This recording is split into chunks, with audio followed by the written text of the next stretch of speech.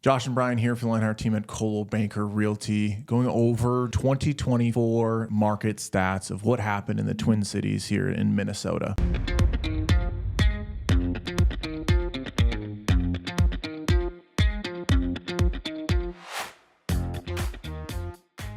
So 2024 was kind of we'll call it a whirlwind, up and down. There was a lot of changes with interest rates, changes with the NAR settlement, which kind of gave the market some ups and downs. But overall, here's just some kind of basic stats that can kind of give you a little bit of review of what we've seen in 2024. So as far as total listings, inventory is growing. It's went up 8.2%. Roughly right now, there's around 62,000 homes that have been listed since year to date. So which is making the total current homes for sale right now, which would be different, is around 8,600. So there was roughly 62,000 homes listed through the year so far, and now currently there's 8,600 available. So we have went up in inventory. Current days on market has, with inventory rising, supply demand, that is going to create that days on market is up 10%. The median sales price has also increased. We're definitely not increasing during what the COVID years were. So with COVID, we were 10 to 20% and seeing those giant increases, and now we're coming back down to a more of a normal market where it's that 3 to 5% growth is where we really like to see, is kind of the sweet spot. And we're at 2.7% so far, and at an average sale price of $380,000. So those are kind of some of the key stats there. Something, if you're going to list your house, something to keep in mind is list price to sales price, which has actually come down 0.7% to 98.8. So generally sellers are still getting really close to list price. So with those kind of stats, Brian, what does that kind of make you think as far as 2024? Do you want to explain out some more of the ebbs and flows we've had? So I think with 2024, I think we ran into a few things. Well, obviously, affordability has been the biggest thing for buyers. Interest rates have gone up. Housing prices have came up. Everybody that's sitting in their home with the golden handcuffs, like we call it, is that 3% interest rate of why would I move? So I think we run into that a lot with having the conversations with clients. Interest rates have just been kind of a whirlwind of fluctuating. Federal Reserve has reduced interest rates at the federal level. That's continuing to kind of come down. We're seeing a little bit of a reprieve from interest rates. Right now, we're sitting at high sixes for the most part. Right. We fluctuated everywhere between under 5 to 5.8, all the way up to 7.2, even sometimes 7.5. So we've kind of had a roller coaster when it comes to what the mortgage industry is doing with interest rates. But I think, a few big factors and conversations that we've had with people, I think it's good houses sell quickly. Yep. They sell quickly, and sometimes in multiple offers, it's kind of a hit and miss. Right. Inventory is starting to come back up, and we've seen that in the last kind of 6 months of kind of getting some more inventory on the market, which has been really the thing we've been fighting against since COVID happened. Right. It's just trying to get back and refilling that supply. Buyers requesting when are more houses coming on the market, and now they're finally starting to. Yeah, but we've seen a little bit of increase in median sales price, so prices are still going up. I mean, I think that was the biggest concern or conversation that we had was as soon as interest rates started to skyrocket is how are these prices going to hold? Right. And really, I think what happened is the fact that we've just had so little inventory that there's not enough competition out there for sellers or prices to really drop dramatically. And I think looking towards the future goes, where do we see that coming from? Do we have this set of inventory that's going to make up for the lack of inventory we've had for so long? And it's just the simple fact that you can't build them for what we used to build them for, right? There's not a ton of foreclosures out there right now. Something like the stat of 50% of people have more than like $30,000 or $50,000 in equity in their house. Yep. So there's this giant amount of equity that's had for sellers right now, but what do you do with it? They don't want to do anything because they have their 3% interest rate, kind of that golden handcuffs, which we talk about. And sooner or later, they're going to have to move. And when is that time coming? We're starting to see that happen more as interest rates continue to predict to come down. I think that will help move some of that. Yeah, but I think for the most part, for sellers, it's been a good year for listing their properties, for not being too long on the market. It's still been somewhat of a seller's advantage on that. For buyers, it's been less competitive, which has been a lot better for a lot of buyers. Right. We don't have that 15 offers.